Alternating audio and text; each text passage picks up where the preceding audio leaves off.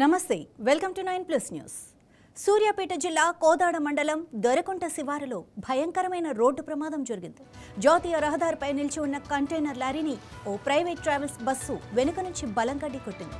బుధవారం తెల్లవారుజామున జరిగిన ఈ దుర్ఘటనలో 6 ప్రయాణికులు సంఘటనా స్థలంలోనే ప్రాణాలు కోల్పోయారు. మరో 20 మందికి పైగా తీవ్ర గాయాలయ్యాయి. హైదరాబాద్ నుంచి ఏలూరుకు వెళ్తున్న ఈ బస్సులో మొత్తం 42 మంది ప్రయాణికులున్నారు. కోదాడ సమీపంలోని దొరకుంట వద్దకు రాగానే రోడ్డు పక్కన ఆగి ఉన్న కంటైనర్ను బస్సు డ్రైవర్ గమనించలేదు. అతివేగంగా వచ్చి ఢీకొనడంతో ప్రమాద తీవ్రత చాలా ఎక్కువగా ఉంది. బస్సు ముందు భాగం పూర్తిగా నుజ్జునుజ్జైంది. గాఢ నిద్రలో ఉన్న ప్రయాణికులు ఏం జరిగిందో తెలుసుకునే లోపే ఘోరం జరిగిపోయింది.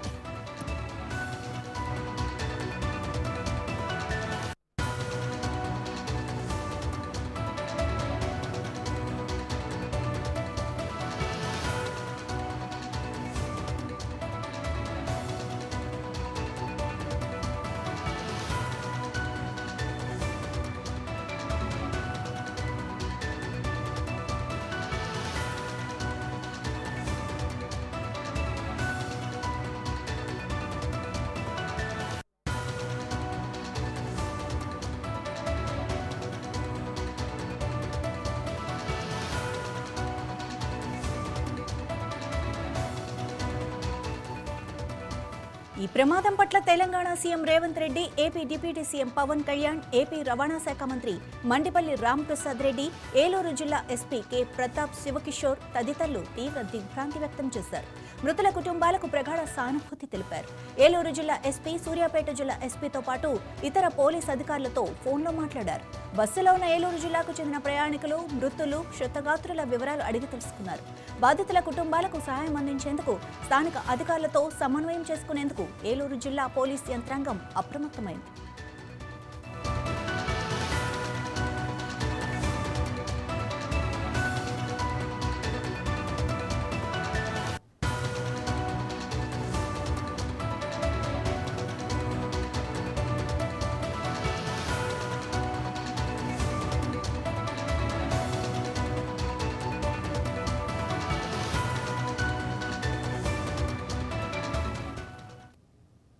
మన కోదాడ సబ్ డివిజన్ పరిధిలో కోదాడ రూరల్ పోలీస్ స్టేషన్ పరిధిలో నేషనల్ హైవే 65 పైన ద్వారకంల దగ్గర 5 గంటల నుంచి 5:15 మధ్య ప్రాంతంలో ఈ ఇండస్ట్రీస్కి వాడే హెవీ ఐరన్ పిల్లర్స్ని తీసుకువెళ్తున్నటువంటి లారీని బ్యాక్ సైడ్ నుంచి ఫ్రెష్ బస్ సర్వీస్కి సంబంధించినటువంటి ప్రైవేట్ ట్రావెల్ బస్సు వెనక నుంచి ఇట్టేయడంతో ఆ ఐరన్ పైప్స్ అన్నీ కూడా రైట్ సైడ్ కూర్చున్నటువంటి ప్యాసింజర్స్ మీద పడడంతో ఈ ప్రమాదం సంభవించినట్టు మనకు ప్రిలిమినరీగా తెలుస్తుంది. దీనికి సంబంధించి మనం పరిశీలిస్తే 6 ఇప్పటివరకు చనిపోయినారు. అందులో 5 మహిళలు, ఒక పురుషుడు ఉన్నారు.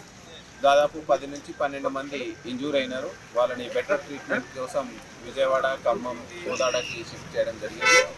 సో ఇందులో ప్రధానంగా బస్సు డ్రైవరు అతి వేగంతో, నిర్లక్ష్యంతో వెనక సైడ్ నుంచి వెళ్తున్నటువంటి లారీని వెనక సైడ్ నుంచి డాష్ ఇవ్వడంతో ఈ ఘోర ప్రమాదం జరిగినట్టు మనం అంచనా వేస్తున్నాం. దీనికి డిఎస్పీ గారు దర్యాప్తు చేస్తున్నారు.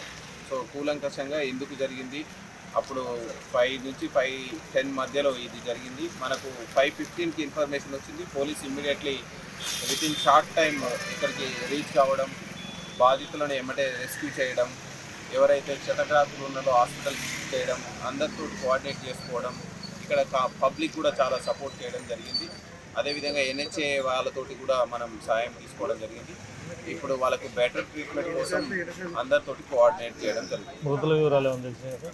ఇది ఇంకా మనకు అంతా కూడా ఆన్లైన్ బుకింగ్ ఉంది. వాళ్ళ వివరాలు వాళ్ళ ఏజెన్సీ నుంచి రాబడుతున్నాం. ఎవరెవరు వాళ్ళకి సంబంధించినటువంటి ఎక్కడి వాళ్ళు బాధితులు వాళ్ళందరికీ ఇన్ఫార్మ్ చేయడం జరుగుతుంది. అది కూడా ఇంకా మనకు ప్రిలిమినరీగా ఉంది. ఇంపాక్ట్ బట్టి చూస్తే డ్రైవర్ కూడా ఇంజూరీ కావాలా, మరి మనకు ఇప్పుడు కో డ్రైవర్ ఆయన కూడా అనాదిగా అనునిత్యం ఈ రోడ్డు మీద ప్రమాదాలు జరుగుతూనే ఉన్నాయి, సంభవిస్తూనే ఉన్నాయి. యాదృచ్ఛికంగా కానీ దురదృష్టవశాత్తు కానీ 2 వెహికల్స్ ఒకటికొకటి తగలటం వలన కానీ అదుపు తప్పి కానీ వీటి మీద శాశ్వతమైన పరిష్కారం కోసం ప్రత్యామ్నాయ మార్గాలు ప్రభుత్వ అధికారులు కానీ వాహన యజమానులు కానీ అసలు ఆలోచించట్లేదు. ఎన్నోసార్లు ఇటువంటి నిర్లక్ష్యాల వల్ల, రోడ్డు ప్రమాదాల వల్ల ఎన్నో కుటుంబాలు ఈరోజు శాశ్వతంగా బాధపడుతున్న సందర్భాన్ని చూస్తున్నాం. అంగవైకల్యం చెందిన సందర్భాన్ని కూడా చూస్తూ ఉన్నాం.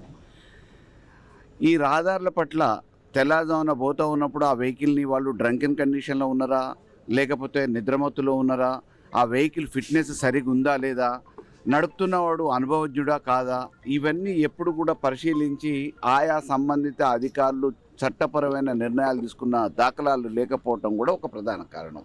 దాని మూలాన శాశ్వత అంగవైకల్యం కొంతమంది అయితే శాశ్వతంగా కుటుంబాలకే సుదూర ప్రాంతాలకి వెళ్ళిపోయే, పరలోకాలకు వెళ్ళిపోయే పరిస్థితి ఏర్పడ్డది. కాబట్టి ఇది కొంత నడిపేవాళ్ళ నిర్లక్ష్యం ఒకవైపు అయితే, ప్రభుత్వ అధికారుల నిర్లక్ష్యం కూడా కొంత. ఎందుకంటే టైమ్లీ వెహికల్స్ ఇన్స్పెక్ట్ చేయట్లేదు, ఓవర్ స్పీడ్ అవుతూ ఉంది. ఓవర్ స్పీడ్ అయినప్పుడు దాన్ని కంట్రోల్ చేయాల్సిన బాధ్యత కూడా ఎంవీఐ వాళ్ళది. నైట్ పూట మామూలుగా కెమెరాలు అమర్చవచ్చు, టెక్నాలజీ పెరిగింది, అనేక రకమైన నిర్ణయాలు తీసుకొని కట్టుదిట్టమైన నిర్ణయాలతో ప్రమాదాలను నివారించే అవకాశం ఉన్నా ఇది అధికారుల నిర్లక్ష్యం మూలాన ప్రమాదాలు అనునిత్యం జరుగుతూ ఉన్నాయి, రిపీట్ అవుతూ ఉన్నాయి. కాబట్టి దీని మీద ప్రభుత్వం ఇప్పటికైనా చర్యలు తీసుకోవాలి, ప్రమాదాలను అరికట్టడానికి కావాల్సిన జాగ్రత్తలు తీసుకోవాల్సిందిగా ప్రభుత్వాన్ని కోరుతా ఉన్నాం. అధికారులను కూడా అప్రమత్తంగా ఉండాలని కోరుతున్నాం. 5:05 ప్రాంతంలో దొరకుంట గ్రామం, కోదాడ మండలం, సూర్యాపేట జిల్లాలో ఒక బస్ ప్రమాదం కావడం జరిగింది. దీంట్లో ఇప్పుడు దాకా ఉన్న సమాచారం ప్రకారంగా 6 మంది మృతి కావడం జరిగింది. దీంట్లో 5 మెంబర్స్ ఫీమేల్, 1 మేల్ ఉన్నారు. వారు కూడా ఐడెంటిఫికేషన్ అండ్ ఫర్దర్ క్వశ్చన్ నడుస్తాం. అదేవిధంగా మిగతా 14 మంది ఏరియా హాస్పిటల్ కోదాడికి తీసుకురావడం జరిగింది. దీంట్లో ఇప్పుడు స్టెబిలైజ్ చేసిన తర్వాత కొంతమంది ఉన్నత ట్రీట్మెంట్ కోసం వారు అంటే రెఫరల్ కావడం జరిగింది. మిగతా వాళ్ళు ఇక్కడ ట్రీట్మెంట్ తీసుకుంటూ ఉన్నారు. జరిగిన అంశాలను సంఘటన ఇమీడియట్లీ రెస్పాండ్ కావడం జరిగింది. జిల్లా పోలీస్ అదేవిధంగా హెల్త్ డిపార్ట్మెంట్ సంబంధించి, ఏరియా హాస్పిటల్ సంబంధించి వాళ్ళు ఇమీడియట్లీ దీంట్లో రెస్పాండ్, అంబులెన్సెస్ కానీ మిగతా అంశాలు రెస్పాండ్ కావడం జరిగింది. ఇప్పుడు మిగతా అంశాలు ఏదైతే ట్రావెలర్స్ కానీ చనిపోయిన వ్యక్తులు ట్రేస్ అవుట్ కావడం కానీ మిగతా ఆ సంబంధించిన అంశాలు కూడా ఆల్రెడీ వర్క్ షూటింగ్లో కన్సర్న్ డిపార్ట్మెంట్.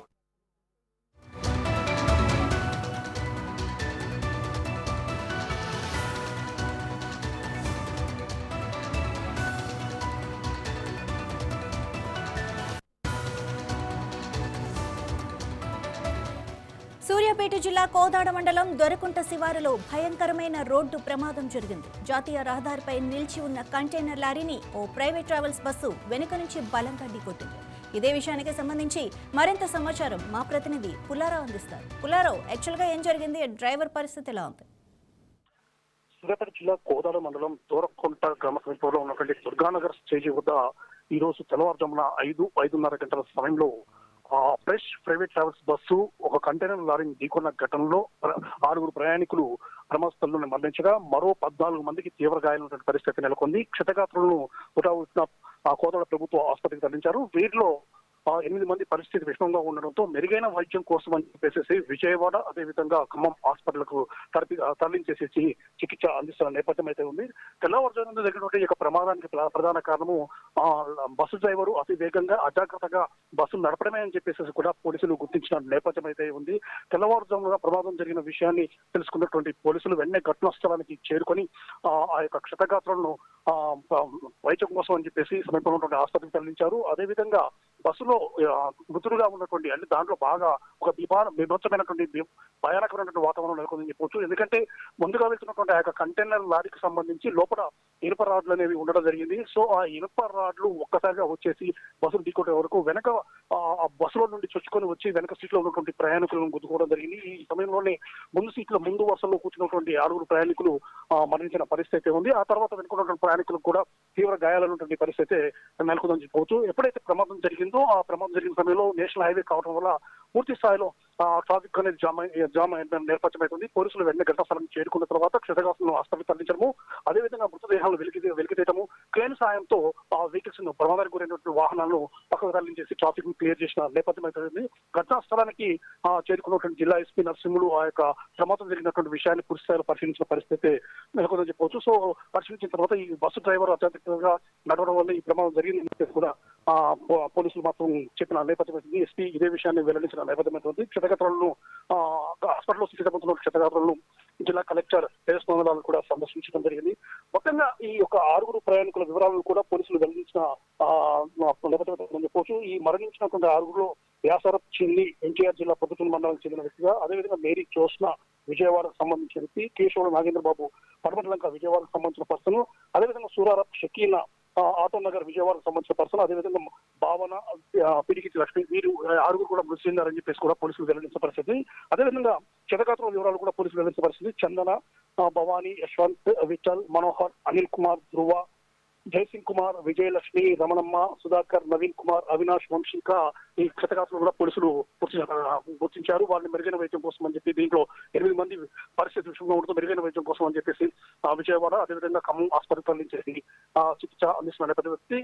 అయితే ఈ విషయానికి సంబంధించి ముఖ్యంగా ఈ ప్రమాదానికి ప్రధానంగా జరగడం కారణము డ్రైవర్స్, అంటే ప్రైవేట్ ట్రావెల్స్ సంబంధించిన బస్ డ్రైవర్స్ అజాగ్రత్తగా అదేవిధంగా నడుపుతూ ఈ విధంగా ప్రమాదాలకు కారణభూతులు అవుతున్నారని చెప్పి పోలీసులు వెల్లడించబడింది పరిస్థితి ఉందని చెప్పవచ్చు. ఎందుకంటే ప్రైవేట్ ట్రావెల్స్ సంబంధించేసి బస్సులకు స్పీడ్ లిమిట్ అనేది లేకుండా చేయడం వల్ల వారు అతివేగంగా ఈ యొక్క బస్సులు నడుపుతూ ఈ విధమైన ప్రమాదాలకు కారణమవుతున్నారని చెప్పేసి కూడా పోలీసులు చెప్తున్న నేపథ్యం అవుతుంది. ఈ రోజు జరిగిన ప్రమాదానికి కారణం కూడా అదే. బస్ డ్రైవర్ మాత్రం అతివేగంగా అజాగ్రత్తగా నడవడం వల్ల ఈ ప్రమాదం జరిగిందని చెప్పేసి కూడా పోలీసులు వెల్లడించిన నేపథ్యం అయితే ఉంది. సో క్షతగాత్రులకు సంబంధించి ప్రజెంట్ గా మాత్రము ఆసుపత్రుల్లో మాత్రం చికిత్స అందిస్తున్నారు. ముఖ్యంగా 14 మంది తీవ్రంగా గాయపడగా వారిలో 8 మంది పరిస్థితులు విషయంలో బయట ప్రాంతాలకు పంపించడము, అదేవిధంగా మిగతా 6 కోలాడ ప్రభుత్వ ఆసుపత్రిలో చికిత్స పొందుతున్న పరిస్థితి ఉందని చెప్పవచ్చు. సో క్షతగాత్రులను అన్ని విధాలా ఆదుకుంటాము, అదేవిధంగా వారికి కావాల్సిన వైద్యాన్ని అందించాలని జిల్లా కలెక్టర్ తేజస్ మండలాలు కూడా ఆదేశాలు జారీ చేసిన నేపథ్యం. ప్రజెంట్గా చూస్తే మాత్రము ఆ 14 మంది ప్రయాణికుల్లో 8 మంది పరిస్థితి విషమంగా ఉండగా మిగతా 6 ప్రయాణికులు మాత్రము తాత్కాలికమైన గాయాలతో ఉన్నారని చెప్పవచ్చు. మాధవి, పుల్లారావు, డ్రైవర్ పరారీలో ఉన్నారన్న టాక్ వినిపిస్తోంది. ఇది ఎంతవరకు నిజం? అసలు అంటే డ్రైవర్ ఏమైనా తాగి ఉన్నాడా? ఇలాంటి సమాచారం ఏమైనా బయటకు వచ్చిందా? ప్రమాదం జరిగిన తర్వాత బస్ డ్రైవర్ కూడా గాయాలైనట్లుగా కూడా పోలీసులకు నిర్ధారించారు. బస్సు డ్రైవర్ తో పాటు అతని పక్కన ఇంకొక యాక్టింగ్ డ్రైవర్ కూడా ఉండడం జరిగింది. బస్సు డ్రైవర్ కూడా గాయాలై ప్రమాదం జరిగిన తర్వాత ఆ యొక్క ఇనుప కడ్డీలు అనేవి డ్రైవర్ పై భాగంలో ఉండి వెళ్లేసేసి ప్రయాణికులను బలంగా ఢీకొట్టాయని చెప్పి కూడా చెప్పే పరిస్థితి. ఈ సమయంలో ప్రమాదం అంటే ముందు వెళ్తున్న వెహికల్ ని ఢీకొట్టడం వల్ల డ్రైవర్ కూడా గాయాలు పారాడు. డ్రైవర్ కూడా చికిత్స అందిస్తామని చెప్పేసి కూడా పోలీసులు చెప్తున్న రోజు. అదేవిధంగా యాక్టింగ్ డ్రైవర్ కూడా పక్కన ఉన్న సెకండ్ డ్రైవర్ ఉంటారు కాబట్టి అతన్ని కూడా విచారిస్తున్నాము. అసలు ప్రమాదం జరగడానికి కారణం ఏంటి, అసలు ఎందుకు జరిగిందనే విషయంపై మేము దర్యాప్తు కొనసాగిస్తున్నామని చెప్పి కూడా పోలీసులు చెప్పిన పరిస్థితి అయితే ఉందని చెప్పవచ్చు. అయితే ఈ ప్రమాదానికి ప్రధాన కారణం మాత్రము డ్రైవరు అతి వేగంగా అజాగ్రత్తగా బస్సు నడపడమే వల్లనే జరిగిందని చెప్పేసి కూడా పోలీసులు చెప్తున్న పరిస్థితి అయితే ఉంది. అతనికి సంబంధించి అంటే సెకండ్ డ్రైవర్ ని చికిత్స అందిస్తున్నాము, అదేవిధంగా డ్రైవర్ కూడా చికిత్స అందిస్తున్నాము కాబట్టి వారి దగ్గర నుంచి పూర్తి వివరాలు సేకరించిన తర్వాత అన్ని విషయాలు వెల్లడిస్తామని చెప్పేసి కూడా పోలీసులు చెప్తున్నారు. రైట్, మరి ట్రావెల్స్ అంటే ఫ్రెష్ ట్రావెల్స్ బస్సు అది వాళ్ళతో మాట్లాడారా యాజమాన్యంతో? వాళ్ళేమంటున్నారు? డ్రైవర్ గురించి ఏమైనా వివరాలు చెప్పారా? ఇదే విషయానికి సంబంధించి పోలీసులు వెంటనే ఏలూరు సంబంధించిన బస్సు కాబట్టి అక్కడ ఉన్నటువంటి యాజమాన్యానికి కూడా సమాచారం అందించారు. వాళ్ళు కూడా సంబంధించిన యాజమాన్యం సిబ్బంది కూడా ఘటనా స్థలానికి చేరుకుంటుంది. వారి దగ్గర నుంచి కూడా పూర్తి స్థాయి వివరాలు సేకరిస్తాము. అదేవిధంగా గాయపడ్డ ప్రయాణికులకు సంబంధించి కానీ అదేవిధంగా చికిత్స పొందుతున్నటువంటి గాయపడుతున్న ప్రయాణికులతో పాటు మృతి చెందినటువంటి ప్రయాణికులకు సంబంధించినటువంటి వివరాలు కూడా వాళ్ళకు వెల్లడిస్తాము. అదేవిధంగా ఆ ప్రయాణికులకు పూర్తి స్థాయిలో న్యాయం చేకూర్చే విధంగా మేము చర్యలు తీసుకుంటామని చెప్పేసి కూడా పోలీసులు అదేవిధంగా జిల్లా అధికారులు చెప్తున్న నేపథ్యం. ఇదే విషయానికి సంబంధించేసి ఏలూరులో ఉన్నటువంటి ఆ ప్రైవేట్ ట్రావెల్స్ యాజమాన్యానికి మేము సమాచారం అందించాం కాబట్టి వారు చేరుకున్న తర్వాత వారితో అన్ని విషయాలు కూడా చర్చిస్తాము. అదేవిధంగా డ్రైవర్లకు సంబంధించి ఆ బస్సు నడిపినటువంటి డ్రైవర్కు సంబంధించిన వివరాలు కూడా పూర్తి స్థాయిలో సేకరిస్తాము. అతనికి సంబంధించి గతంలో ఇంకేమైనా యాక్సిడెంట్స్ ఇటువంటి చేసి ఉన్నాడా, అతని యొక్క డ్రైవింగ్ సరళి ఏ విధంగా ఉంటుంది అనే విషయాలు కూడా వారి ద్వారా తెలుసుకుంటామని చెప్పేసి కూడా పోలీసులు చెప్తున్నారు. Right, thank you Pullarao.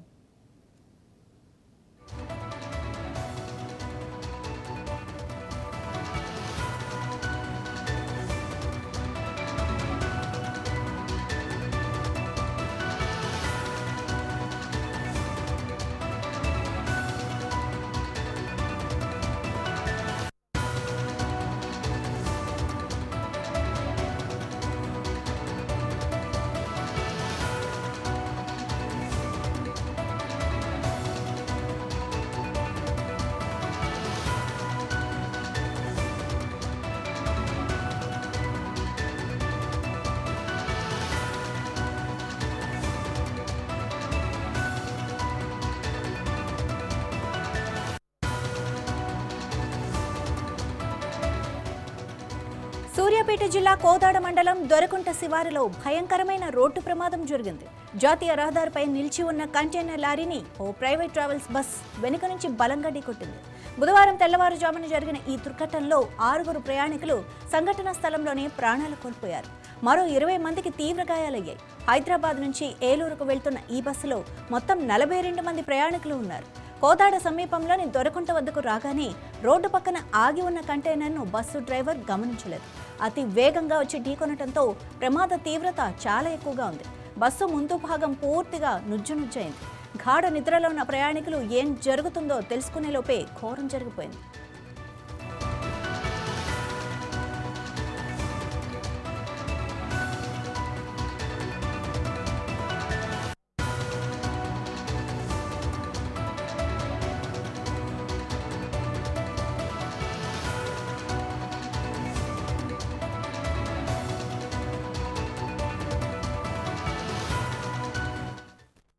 ఈ ప్రమాదం పట్ల Telangana CM Revanth Reddy, AP deputy CM Pawan Kalyan, AP రవాణా శాఖ మంత్రి మండిపల్లి రాంప్రసాద్ రెడ్డి, ఏలూరు జిల్లా ఎస్పీ కె ప్రతాప్, శివకిషోర్ తదితరులు తీవ్ర దిగ్భ్రాంతి వ్యక్తం చేశారు.